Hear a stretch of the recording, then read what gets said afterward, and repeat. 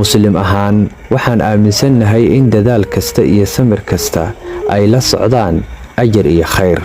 qur-aanka iyo sunnada ayaa inoo sheegay in ilaahay la jiro kuwa samra oo aan yoolkooda lumin.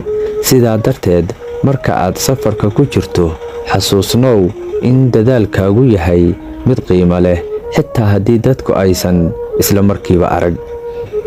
haddii aad daasho, baro inaad nasato. guushu waxay u baahan tahay in la socdo xitaa marka ay lugahaagu daalan yihiin. khaladku ma ahan dhammaadka ee waa cashar cusub oo la barto. awoodda ugu weyn ee qofku leeyahay waa inuu sii wado dadaalka xitaa marka ay wax walba ka soo horjeestaan. qofka aan ka harin wuxuu ugu dambayn arki doonaa natiijooyin uu ku farxo. waxay qaadan kartaa toddobaadyo, bilo ama sannado, laakiin qofka aan ka harin weligiis ma noqonayo qof guuldaraystay. waa qof safarkiisa ku jira. marka aad maanta ku fikirayso inaad gaarto yoolkaaga, xasuusnow waxaa laga yaabaa inaad ku dhowdahay guusha.